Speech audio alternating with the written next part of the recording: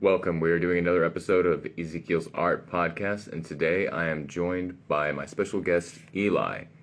Eli has written a book on how artists can make a living from their art, and I'm going to invite him right now. How's it going, man? I'm good, and you? I'm doing pretty good. It's been a long day, but how about you introduce yourself and what you're about? Yeah, no worries. So yeah, well, my name is Eli. It's funny because I told you I didn't have any books because I'm in the UK, but I ordered some and I received them today. Uh, Perfect. I've been helping artists for the last, I would say, 6 to 7 years to grow more income for their art business in many kind of niche or field. I would say it goes from dancers to painters to puppeteers to circus artists to many kind of amazing artists. And I did one-on-one coaching for a while. Then I did some group coaching for artists, and I eventually realized that I was not reaching enough people, artists. So I wrote a book so that I can reach more people with the knowledge that I have. I have a bachelor degree in finance. I was not supposed to help artists at all, but my whole family and my fiance are all artists. So I started by helping them and realized that I was good at this. And this is where we are now. I'm on Ezekiel podcast. So I have, as an artist, I have a crap ton of questions. So what are some of the pitfalls that you see artists kind of walk into, especially when they're first starting out? One thing that I see happen over and over is artists trying to sell their art, however they start or try, and receive a no, and realize for themselves that, oh, it's not working.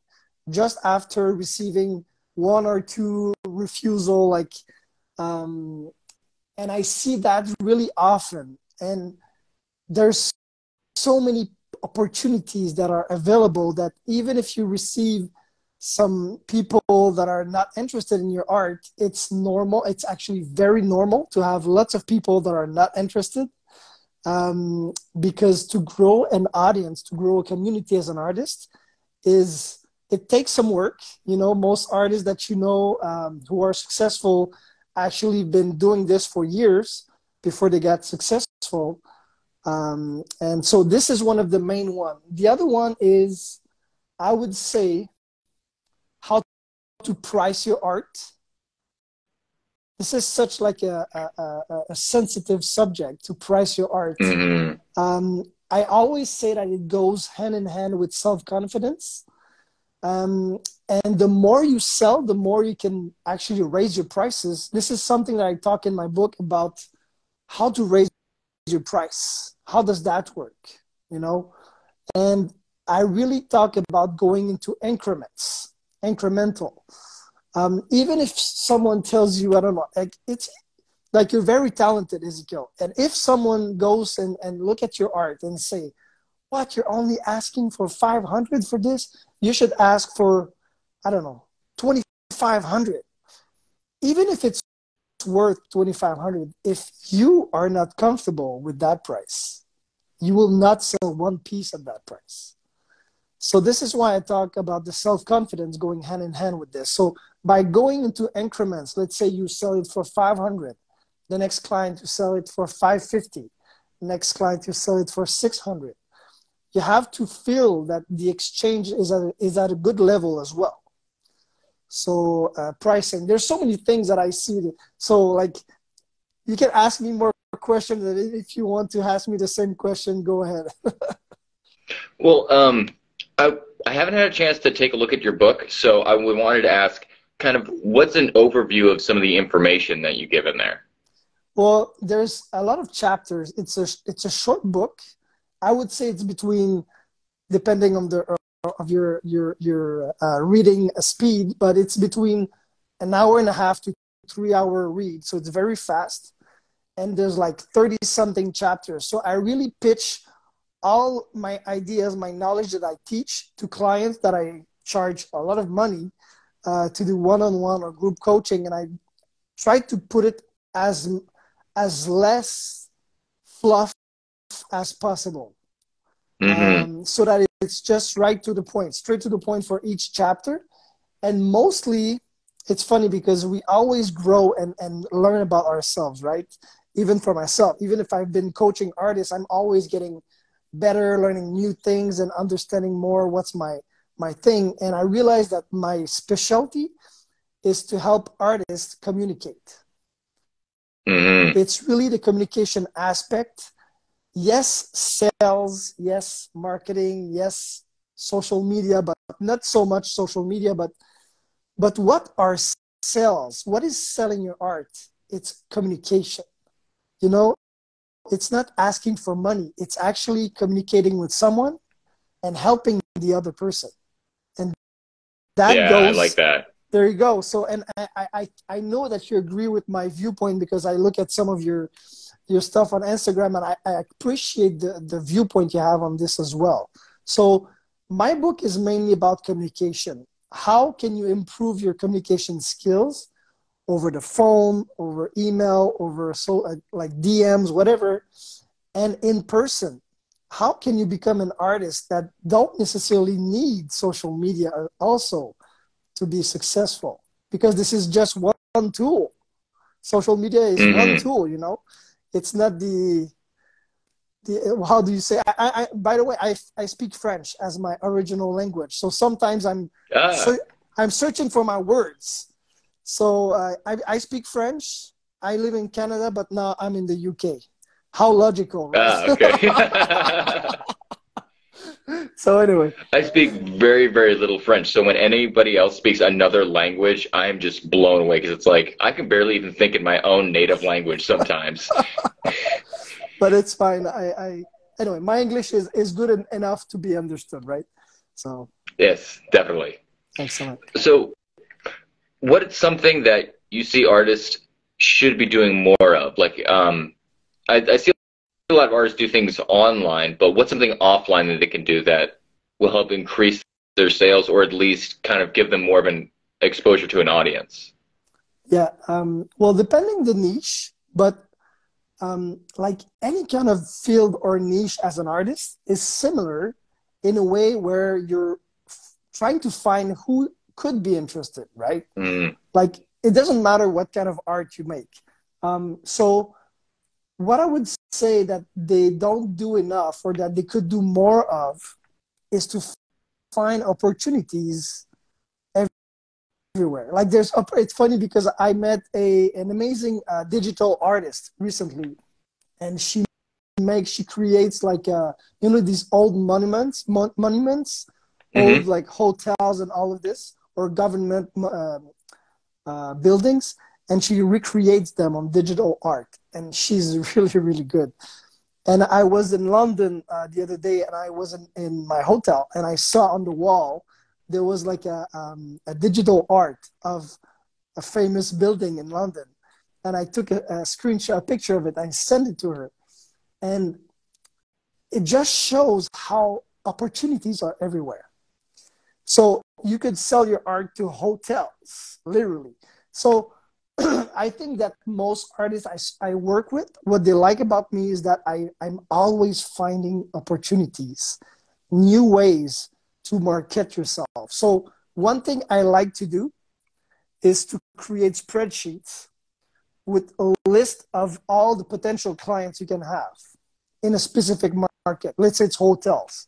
Then you see that there's one in one hotel. That means that if there's one in one hotel, there can be other ones in many hotels. So you make a list, and then what you have to do, take your courage with both hands, communicate with these hotels. Who's the person in charge for, I don't know, like art buying for your hotel, or you send an email and you schedule a phone call. Phone calls are something that is very scary for most people, to do like cold calls or any, like even myself, it will always be scary. But Zoom calls, I love Zoom calls. Like we're talking right now, it's similar to a Zoom call, like a video call. We can Mm-hmm. call it this. And video calls is cool because you can see the other person. Yeah. By seeing, right? It's different. It's really different than a phone call where you look at the wall or outside or what. It's really different. Just walking around the house, kind of staring at the floor as you're on the phone. Looking at your dishes. So like video calls, I think is one of the or the best thing that came out from the pandemic. I never used Zoom or any kind of video calls that often before the pandemic. All my Same. clients were, there you go. So all my clients are all from all over the world. There's like, I have 0 clients in my own province, in my home state. So I use Zoom all the time. But I'm translating my book, by the way. I wrote it in English to reach more people, but I'm translating in French right now. So That's it's awesome. better. It's going to be released in my own city soon. But yeah, finding opportunities, finding a list of potential clients, because you can receive so many no's when you want yeses, and the more you put yourself in a position where you can contact a lot more people than you need to, then you see that it's not the end of everything if someone says no, or if you don't reach them. Also, another thing that I feel that artists don't do enough is follow up. Following up, I don't know the exact phrase, but it's like the fortune is in the follow up, and it's so true. It takes on average between like seven to 10 calls or emails to a potential client, usually, to be hired. So if you just do 3 and you forget about it, but you have to be structured to be able to follow up. So this is another thing that I teach. So, quick question. So, like, should there be a space of time between like a certain amount of time before you like say do another call or send another email? Do you recommend like not like next day, or do you have a specific thing that you follow? Not necessarily. Like, I don't think that life has a structure like this. Of course, some companies have budgets, that they release, like, beginning of the year, they usually like release their budget for the year, or sometimes it's another part of the year, another time of the year. But I would say that when you are a nice person, of course you will not follow up every day. That's just insane. You could, like, some people are able to do this. This is crazy, but if you get like results doing this, keep going. But I would say that if you're a nice person and if you call in a great way, and if you're here to build relationships and not just sell stuff, you can follow up every month. You can follow up every 2 weeks. You can ask the person, when should I follow up with you? She will tell you, and even if she tells you in 6 months, call her in 2 months and tell her, I am so like eager to work with you guys because I love your organization. So I called you 4 months beforehand. I hope you're not like mad at me for, you see how you can do this? Like, it's just being agreeable. So, but it takes courage to do this. But the more you make them, I have some clients who never did one cold call or call, however you call this, and now he's doing like 40, 45 per week. And he doubled his income with this. He grew through the pandemic, was able to stay afloat and continue living from his art. So it's just a muscle, like any kind of muscle, right? So yeah. So what about like for online tactics? Is there something that you like, a formula you found, or just kind of a general, not necessarily structure, but kind of tips and tricks that work online to either increase sales or gain audience? The more you... Oh, sorry.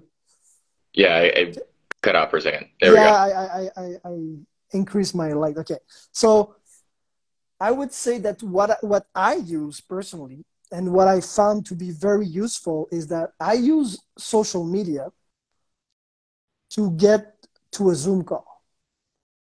Mm, I mm. never try to sell, maybe except my book because it's a cheap like product, but even that I don't really sell it. Like I propose it, but I I sell over a phone call. So it's like a funnel, you know. You find people that could be interested.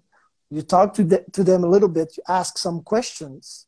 Let's say you want to sell a canvas. You want to sell a creation that you did, and you're looking for art collectors or businesses. You start by asking questions. You don't say I sell art. So you start by asking some questions, and if you see interest you, you propose a phone call or a Zoom call because you want to learn more about their experience with art. You want to learn more about this. So scheduling a Zoom call like this or any kind of video conference would be what I would recommend. This is what I talk in my own podcast all the time is that you want to get a real conversation because, you know, building a fan base, they want to know you. They want to know who you are. It's not about your Yeah, art only. I would say it's 50-50, and sometimes it's even more about you than about your art. So that's the main part. Sometimes we push the art a lot, but they want to buy from you, you know? I see what you mean. You have to give it the personal touch. Yeah, exactly. So that's what I would say. Like I I don't really get into trends, you know, all that jazz, the reels, and all.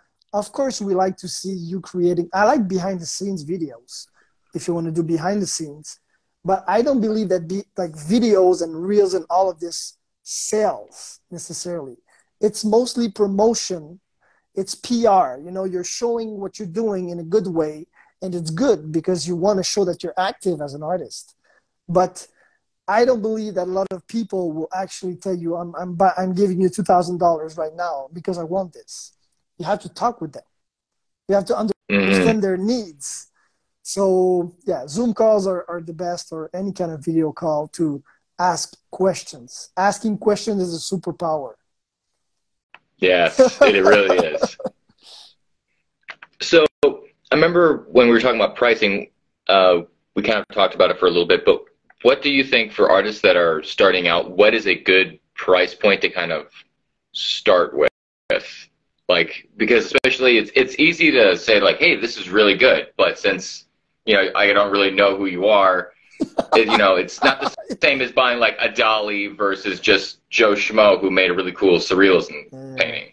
So what would I, you say for that? I would say that what I recommend is when you start, let's say you really start, or let's say you sold one to your grandmother or whatever, any price is a good price. You want to get Okay.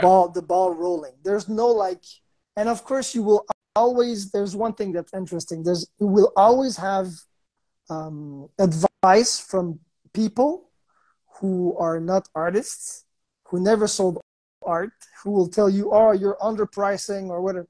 They don't understand what is pricing or what it feels to sell your art. So you have to be aware of this kind of advice that come from nowhere.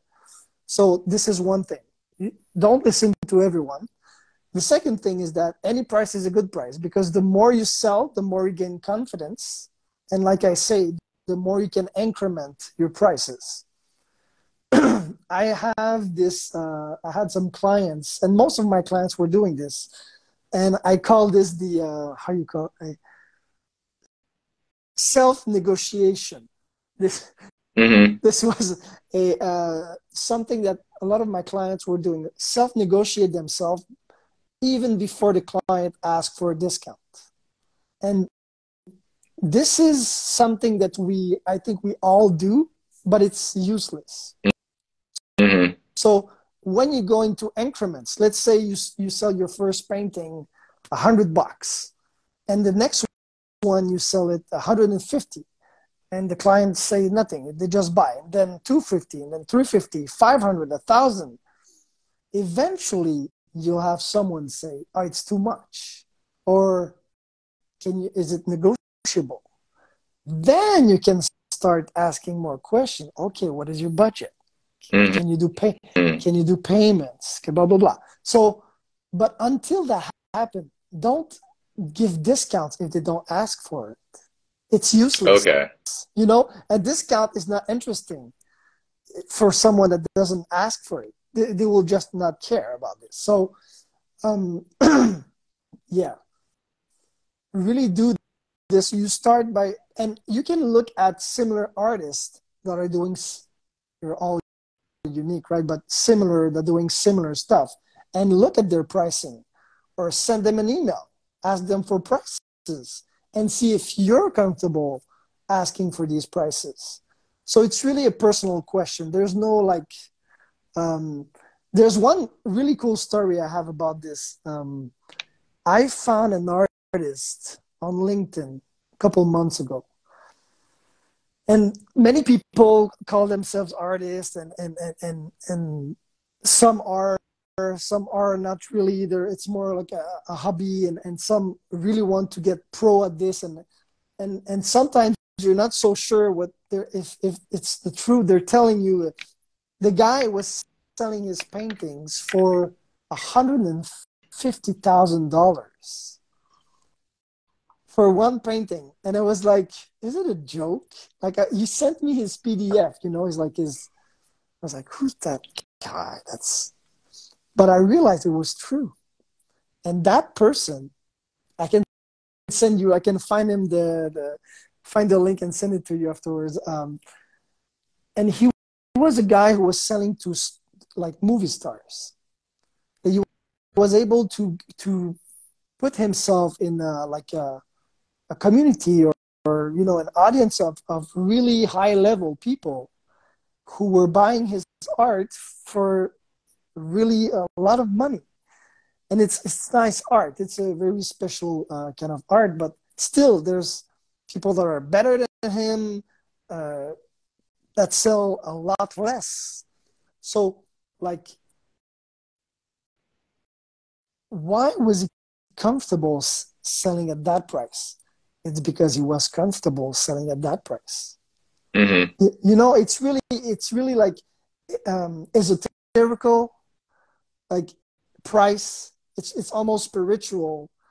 Like, Mm-hmm. you're selling a creation that comes from your soul, from your within you. So this is why self-confidence is something you build through the years as an artist.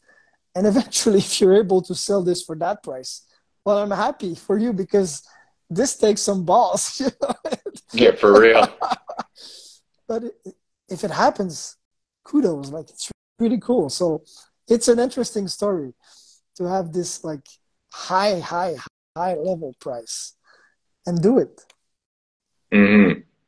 And like as you were talking, he had already networked himself into a group Yeah. of people that were already have the money and were willing to buy that like stuff at that price. So I've noticed among artists, it's really easy for a bunch of us to, instead of finding a clientele, we just find more artists that also like our work, and then we just like each other's stuff, and then nothing seems to really sell because you're just only talking within artists that are all poor, and we all make our own art. So what is a good way for artists to break out of their shell and find potential audiences that will like want to actually listen to them?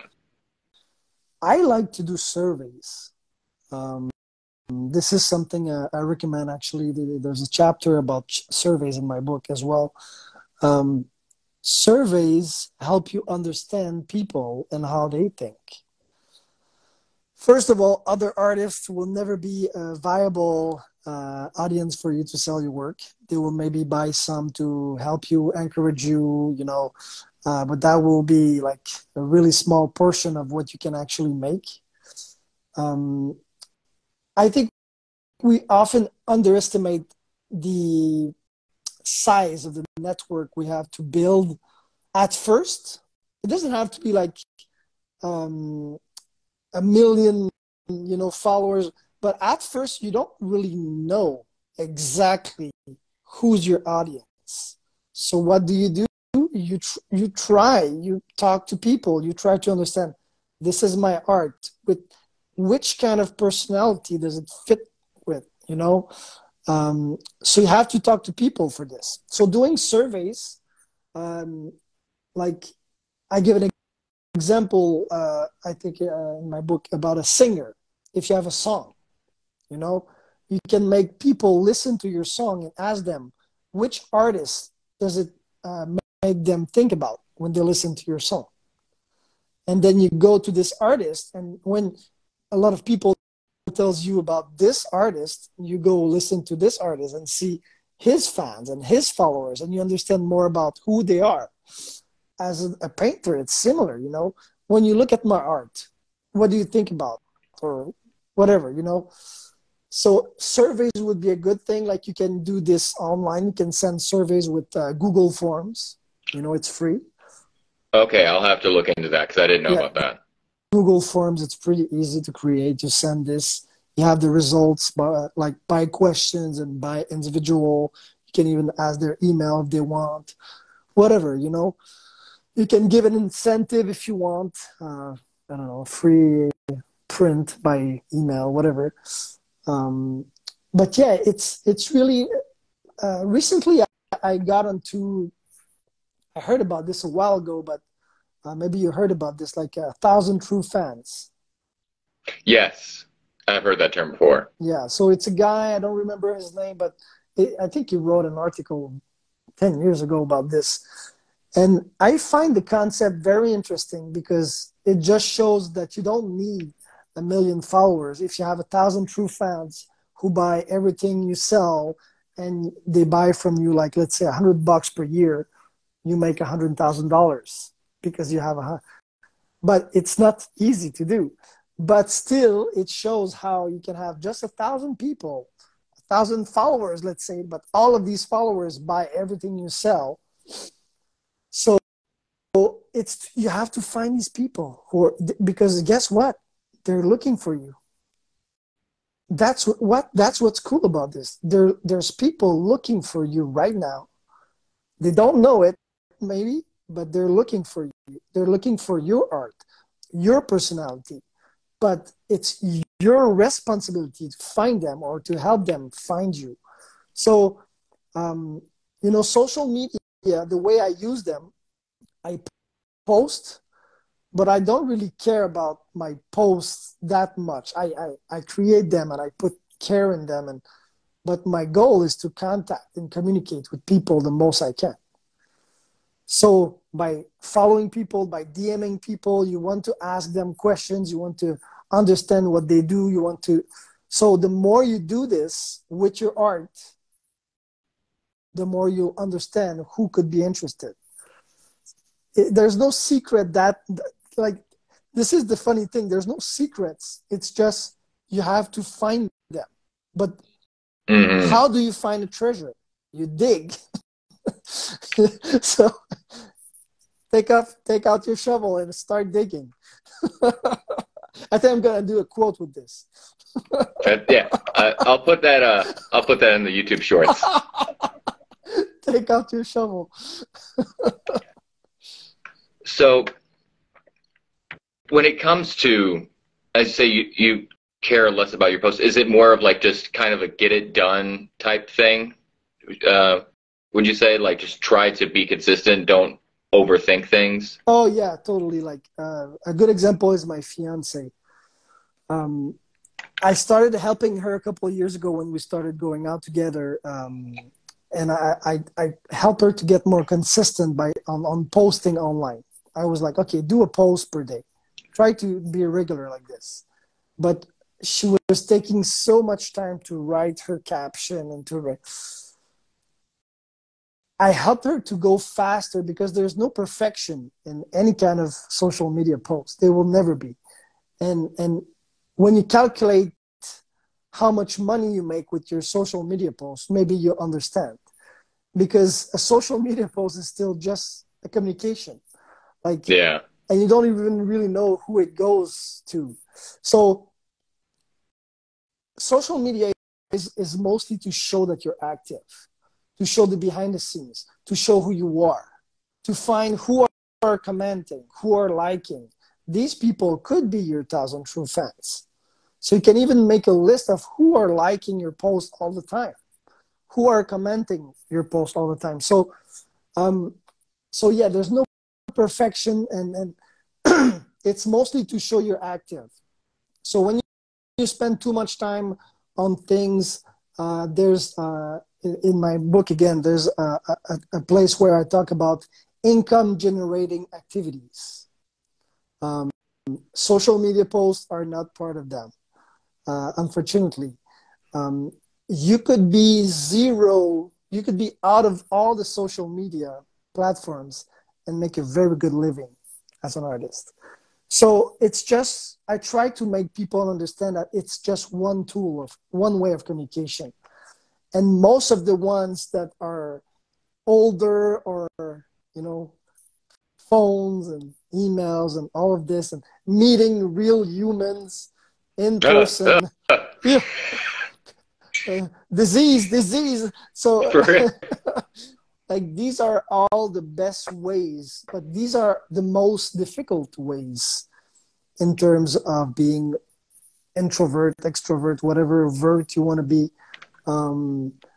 It's the best way. It's really the best way. And I talked to a lot of like successful painters lately because I don't know, I'm really interested more in that field recently. And the people who really got very successful, like older people, like 60, 70 years old, there was no social media at their time, you know, and they were very successful by building their network and meeting new people, you know, like going into charity events, and meeting like government people, meeting collectors, meeting successful people who are looking for art, you know.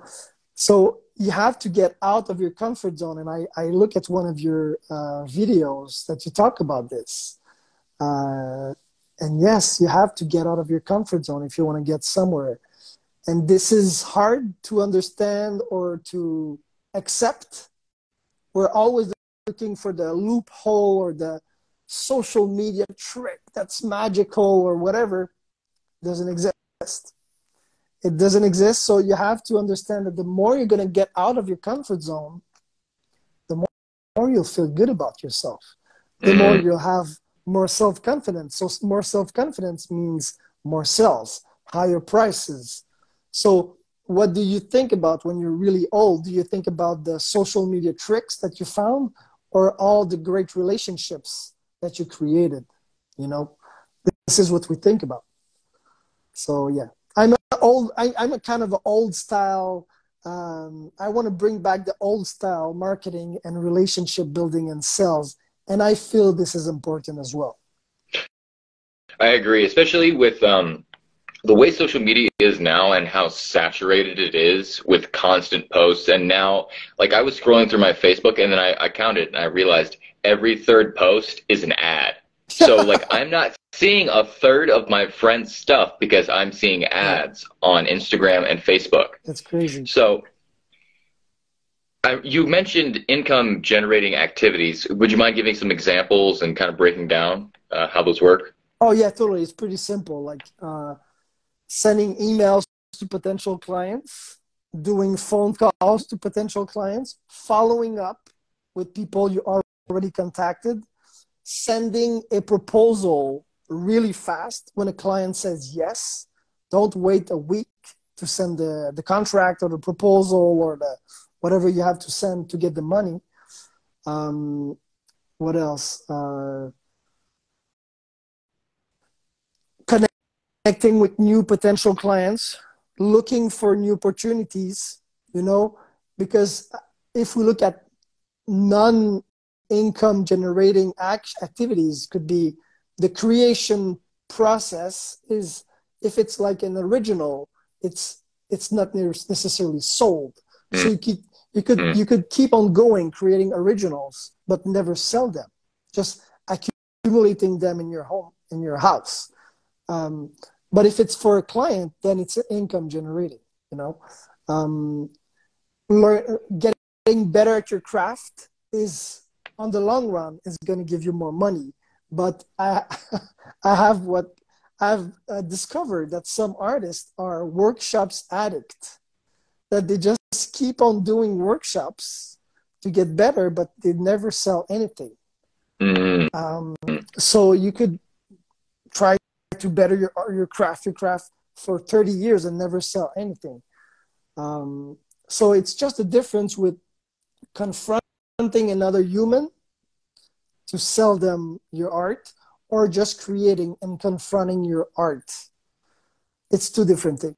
Or social media, you know, social media posts, not really an income generating. Like, if you have 5 million followers, I would say it's income generating if you create a post. Mm-hmm. If you don't, it's just building your following. It's not a bad thing. Like, I never will say that social media is bad, because it's one of the best way, or the easiest way to communicate with people now. But we know the results. We all know the results of our social media accounts, right? Yeah. We all know it. I know I've never made a sale. Well, maybe my book, but I never made a high level sale from a social media post. You know, even ads. You know, Yeah.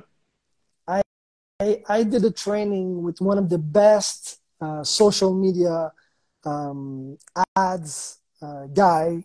His name is Manuel Suarez. He runs an agency in Florida. And he literally says the first 6 months of you paying for ads, you're just throwing money out of the window. I've discovered that. But it's good. You tried it. So experience is good, because you learn from your mistakes. If you don't learn, maybe you're crazy. But you're supposed to learn. And sometimes we learn in a faster or slower way. But yeah, so I don't know where I was going with this, but yeah, income generating activities. It's really to increase your business side. And so you mentioned writing up proposals. As I have yet to do one of those. So what would that entail? Because like I'm basically consider myself a just starting out artist. Like, I've been painting for a while, but this is my first going hard into, this is what I'm going to do. Yeah, so how would you do that? I don't teach how to write proposals. I would say, if you want to, let's say, well, you're a painter, I would look up for crash course, or like what kind of I don't know what's the word in English, but like not policies, but like specifics you want to have in your contract. Some people wants to, like, if like some artists will say, if you want to buy the rights to be able to make prints, then it's like you have to pay more. Or if you want to be able, like, there's all this kind of jazz. But I would suggest that when you start, don't bother too much about this. Just sell a freaking painting. That's it. Like, exchange money in exchange to the painting. But the more you make them, the more, it's like photographers. I had a client that was like a very successful photographer, and he told me, like, it's a pain in the butt, like, to sell the copyrights and all. I just give them the pictures and they do what they want with it. Like, you're not gonna look if they use it like in the magazine in 3 years or so. Like, it really depends on who you are as a personality as well, because copyrights and all of this, like, I think many people also get lost in this kind of seriousness of it all. So don't get too much lost in it. Just try to sell it first and build your business, and it can take a while. Like, I would say that the most important would be like to maybe ask for like a deposit, Mm. non-refundable deposit, because you're going to buy the paint, the canvas, you're going to spend some time. So that would be a good advice. You decide what's the deposit amount. Like, you're the salesperson, you're the company, you have your own policy, so you decide what it is. But yeah, like I have clients who are entertainers, like kids entertainers. So sometimes they have to drive an hour, 2 hours, 3 hours. So to ask for a deposit is a good thing. It's not a necessity, but it's a good thing, to make sure to make them sign a contract in which, let's say, they cannot like cancel. If they cancel 7 days before, they still have to pay you in full. Or if they cancel a month before, they have to give you like the deposit is non-refundable. All these Mm. things, but it comes with experience. I think it's good to make errors in that specific field and learn from these errors, because a lot of people will have different policies, but you have to understand which one do you want to implement in your business. Mm. That's good to Yeah. know. And it's such a minefield when you're first starting out, because like same thing with like the ads. I sunk a lot of money into those when I was first starting, because there's so much garbage advice online. Especially on YouTube videos. There's some really good YouTube videos, and then there's some ones that they're just giving you the same kind of regurgitated salesmanship that's really just saying spend ad money on this platform rather than actual marketing like you're talking about. Yeah. And I feel like there's lots of mines that could be easily avoided, and we've talked about a few of them, but is there anything else that you consider a danger for artists to get sucked into a way of doing things that it's not helpful? We talked about the getting too into your social media posts, but what else would you say there is? Yeah, for sure. Social media. I don't know, maybe spending too much money on your tools. Um, I have a client of mine who is a drone obsessed. He's a videographer and he's obsessed with drones. Even my brother is, I don't even know how to call what he does. He does like metal work, like he creates metal structures, metal art, and he spends like tens of thousands of dollars on tools.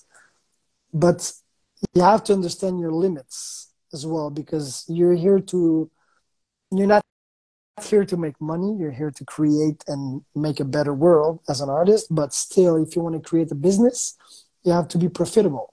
So I would say not spending too much money on, well, one thing, and it's one chapter of my book, Living from Your Art. So I can't wait to read it, dude. I'm excited. I'll send you a free copy, because you're so nice to have me on the podcast. But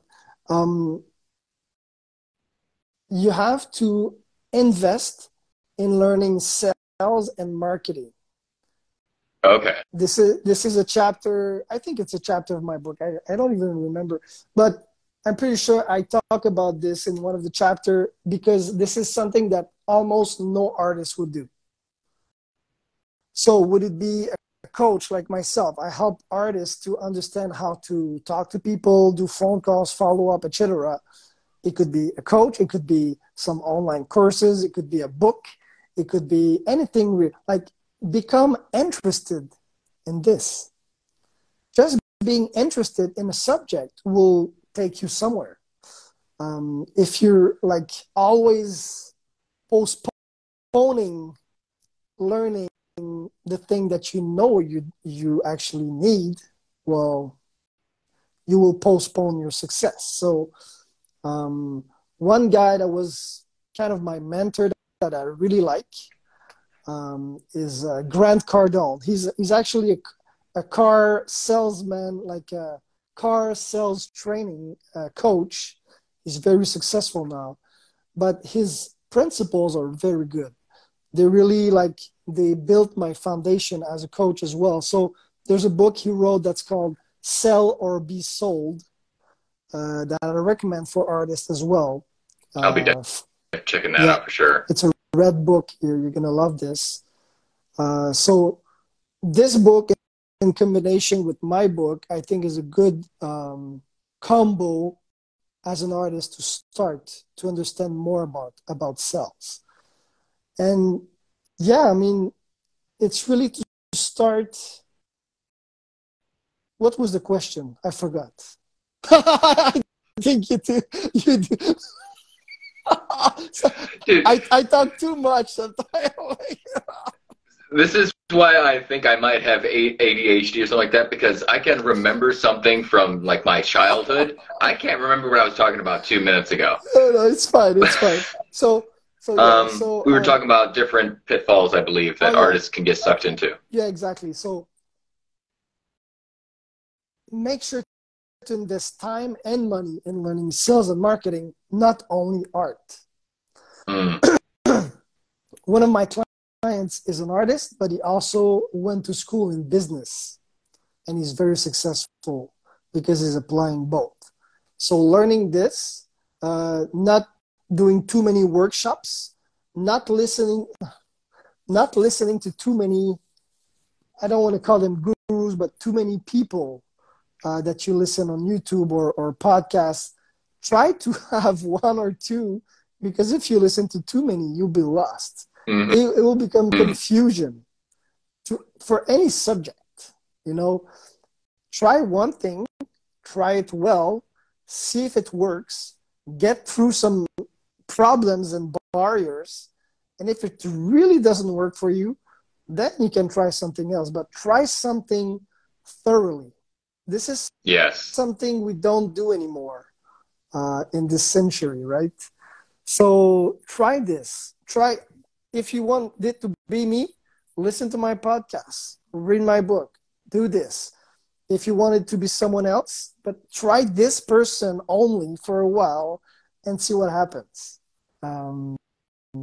So yeah. Yeah, there's room for learning other stuff after you've mastered the one skill, because then you can incorporate everything you know from that into something else. But I like to think of it like if you have like a piece of metal in the center and you put a magnet in front of it, it's going to go to that one magnet. But if you surround it with a bunch of magnets, it's just going to go in the middle. It's not going to go anywhere. It's just going to be pulled in so many different directions. It's just going to spin. And so that's something that's really been hitting me recently, because I'm going to work on this project for about 5 minutes, and then I'm going to go do something else. And then it's like, no, stop, focus, get this one thing done. Then after that, you can think about the rest of it, but just focus on the one task at hand. Yeah, and you're normal. Like, I'm the same as you. Like, it's not that you're not ADHD, whatever. You're a normal person that is interested in things. That is a good thing. It's just, you have to work on your ability to focus on one thing and understand, if I work on this thing, where will it take me? Like, where will I go with this? So having some purpose as well. This is another chapter of my book. It's one of the cheesiest thing you can hear, having a purpose, finding your purpose. But why is it in every kind of book? Because it's so important. So you have to understand who you are as a person, what kind of positive effect you want to create on the planet with your art, and find people who are looking for this kind of effect, So this is important as well. I think one of the best thing I can say to any kind of artist is that your art helps. So when you understand this, when you want to sell your art, then you understand that, you realize that you're helping the other person. How can I help you? Not only how can I sell you my art, it's how can I help you with it? When you have this blank wall, I have a blank wall in front of me because I'm renting here. So there's nothing. But if there was a huge painting or a huge canvas with a print of a nice picture, I could travel just by sitting on the couch. It's completely different. So your art really like opens up the aesthetics of the world and helps people to travel. Imagine during the pandemic, the people were not able to travel, but if they had art on their wall, they were traveling just by staying home. So you're really helping people, and you have to understand that if, let's say, like you told me, like you're starting out, but you really want to make this like a reality, don't quit your job yet, you know? Yeah, believe me, I'm not trying that again. Yeah. I've been in that position, not doing that again. Yeah, because you don't want to have that stress in addition to starting this, because it takes some hard work. It can take like, and look at some good time horizon, like not 1 year, not 2 years, look at 5, 10, 15 years, you know? You can quit probably your job before that, but look at huge time horizon. That way, when you have setbacks, you're not disappointed that much. So yeah, keep your job, make this like a side job, side gig, but eventually you'll make more money faster than you think if you really apply the principles from my book. And you can also listen to my podcast. It's the same name. It's a Living from Your Art podcast. And yeah. I definitely will be checking that out, because I find that with art, it can be easy to sell once you hit the right person, like you're talking about. But it's about doing the activities that you're saying that lead you to that. So it's kind of like in chess. You don't just randomly move your knight around. You have to understand how the knight moves, and if I move it there, what comes after that? Where am I going? It's not just about moving your pieces. It's about having a direction to move your pieces and then taking it one step at a time. Yeah, exactly. It's the right picture. And and there are problems that will happen in your art career that will unlock like a video game when you arrive there. You cannot unlock all the problems and have all the answers right now because you're not at this level in the game yet. Yeah. So it's like the price. Okay, the price. Oh, wow. Your problem is not the price at first. Is selling, or it's not even selling. It's finding. It's understanding who is interested in my art. Like, are there people interested in my art? Of course there is, but you have to find them. And of course you should get better at your art through the years. You should always get better at what you do, for sure. But right now, if you have talent, you can sell your art to people. And of course you can start, like I was joking about, if you sold just one painting to your grandmother. I don't want to invalidate this, because it's really how it starts. You sell one painting, could be to your grandmother, to your sister, to your father. It's okay. And I actually encourage this. If you never sold anything, and you don't have to ask yourself what's the right price. I think about price, though, that I like to use is to calculate how many hours you spent on the creation. And how much money you spent on materials or whatever. Like I had the client, she was creating purses, leather purses, amazing purses. But I calculated with her, like I asked her, like, make me a list of all the different products you have, how many hours each product takes you, what's the material for each of them.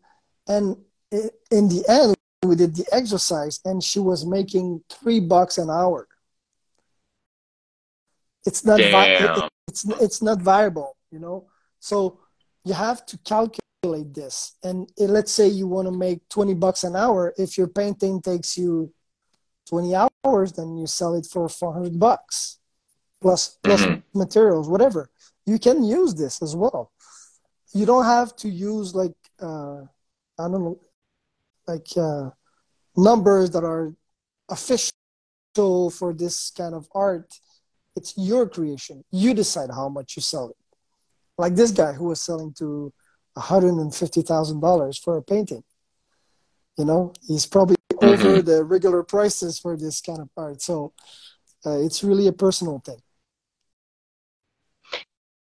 And so, is there anything else in the book that you talk about? That, because I don't want to give away too much information from the book, because I want people to get it, but also I want to kind of like create some curiosity. So, what is your favorite thing that you talk about in the book? I think my favorite thing is probably one of the unfavorite thing of most people or artists, but it's statistics. You know, I love numbers. there you go. So that's good. That's a good ability. Most people don't like to calculate numbers and statistics. I have a bachelor degree in finance, so I played with Excel spreadsheets for a couple of years, and I still do. But Excel spreadsheets are actually very easy to use when you use basic stuff on them. Like, you don't have to use very like complicated calculation. It's just, you know, squares in which you write stuff. So statistics will show you the future. This is what's cool about this. Let's say a good example I like to use is phone calls. Let's say you want to sell your art to organizations, B2B, business to business, you know,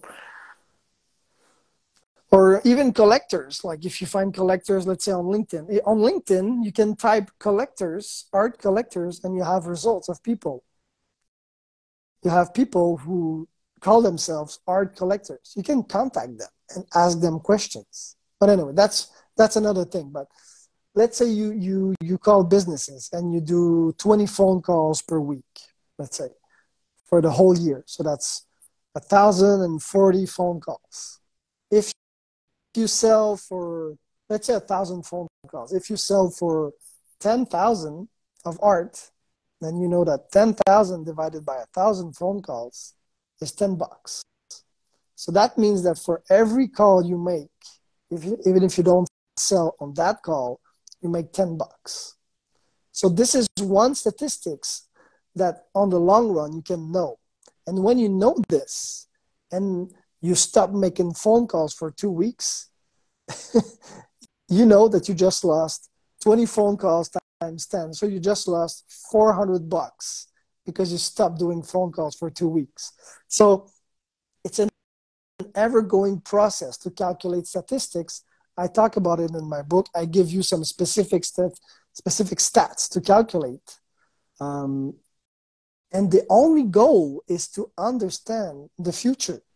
That shows you in the future, because there's always a lag, you know, like when you start doing like any kind of outreach, you'll have a lag of a couple of weeks before you start getting gigs or contracts or clients. So if you stop doing phone calls now, well, in 5 to 6 weeks, let's say, you have a drop there. Mm-hmm. So you try to see this with your statistics. If you don't, you're just running a business blindly. Man, that's a good point. That's a reality of it, but it takes some structure and some discipline, but it's not that difficult. Every week with my clients, what I do is I do Zoom calls with my clients every week. And the first thing we talk about are the stats. Like, give me this stat and this stat.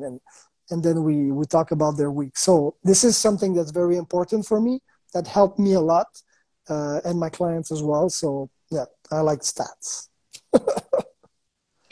So we talked a little bit earlier about finding your audience. Is there a strategy that you like to tell artists, like, here's a good way to figure out who you're selling to, rather than just, I want to sell to everybody? It's like, yeah, I would love to do that too, but it's not everybody's going to be interested, as you pointed out earlier. Yeah. Well, I think that looking what's already on the market is good.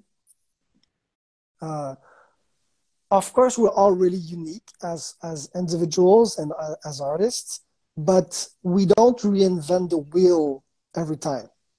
So there's probably already something, or even like a style of painting or a style of song, or there's already something that's that exist. So when you know, and you know also in your heart a little bit who you want to reach, you know it a little bit. If you don't know at all, well, you can find it, but you already know a little bit. So this is where surveys comes handy. Or if you don't want to do surveys, just ask questions to people. Like ask people if you can ask them some questions for 2-3 minutes on social media or in person. And you can even ask them, do you know someone who would like this kind of art? And then you talk with that person that they told you about. And it's really like, I would say that the theory of the 1,000 true fans is a good one for this, because you want to build one fan at a time and communicate with this person. And if you look at a good time horizon, 5-10 years, let's say you tell yourself, I want to talk with one good interested person per day. That's 365% times 10 years. You have 3,000 something people interested in your art. So this is why the long term is a good way to build this. Zoom calls with successful artists are also very good. Like the interviews you make are good, because I don't know if you talk with only successful artists, but if you tell yourself like, okay, I love this artist, I want to speak with that person, and you organize, it doesn't have to be a podcast. It can be like a private. This is what I recommend as well. Always find people that are successful in what you want to do and ask them questions. You will be amazed how many people will say yes. They want to help others. It's just that people are shy to ask them. So this is something very important to do as well. So they will tell you how they build their audience, and usually it's one by one. Like there's no like you look at Celine Dion. You know, she's from where I live, from Quebec. I come from Montreal, Quebec. So Celine Dion, it took years and years and years before she got really like well known. But she made like shows in probably like community centers, churches, malls, like any kind of small artist would have done. And then eventually it grew and it grew and it grew because the network grew, you know? So, oh, we have a fan of Canada here, Starbellina. Hey. Yes, Canada. So that's what I would recommend. But what you can do, and it's probably something that people don't do, is that when you find somebody that's really a good fan, even if they did not buy yet, create a spreadsheet with their URL, their social media profile, and follow up with them. Get interested in them. Be interested, not interesting. Like, I like be that. really interested in them and like whatever they do, like send them a happy birthday, follow up. Like you can tell yourself, I'm going to follow up monthly with this person. Just send them some love and ask questions, ask them advice on my next painting or my latest painting, what they like about it, what they don't like, which color I should add or change or whatever, you know. This is your community. I believe that any artist, you're in Washington State, right? Yep. So I believe that any artist in their own state or city can become well known, and it's the best place to start. Start local, in the center. Start in the center of your city where you are and expand there. Try to find people there. This is the best way. Dude, thank you so much for coming on this podcast. This has been like a mind blower for me. Oh, nice. I can't wait to read the book, and I've already got I have so many ideas now. I'm like, okay, now to get down to it. Yeah. But before we wrap up, I wanted to give you some space to let everybody know where to find you, how to get the book, and your podcast and all that. Yeah, sure. Well, you can get the book on Amazon. Living from Your Art. I think it's not in the right. Is it like It's reverse? reversed, but I'll flip it when I put it on YouTube. I can flip it like this. No. Oh no, this is my baby stuff. Okay. So living from your art. It's a nice bright orange and yellow cover on Amazon. It's I think $16. My podcast, Living from Your Art. It's I'm at 90 something episodes. It's only me talking, giving advice. I'm gonna start interviewing people really soon as well. You can find me on my website as well at it's my name, ElieCastonguay.com.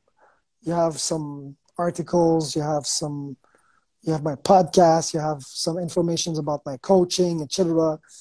Yeah, and social media, I'm everywhere pretty much, and I show my face and I talk. And if ever you want to send me an email, you have questions, you can send me an email at Eli@livingfromyourart.com. So Perfect. yeah. Thank you so much for being on here, dude. I appreciate it. Thank you for reaching out to me too from YouTube. Yeah, I saw your podcast and I was like, this guy is onto something, so I want to be part of it. I appreciate you. Talk to you soon. We'll have to have another episode pretty soon. Perfect. Because I think this would be a great like multiple episode series that we could do at some point. I would agree with this. But yeah, thank you so much, bro. All right. I'll talk to you later. Talk to you soon.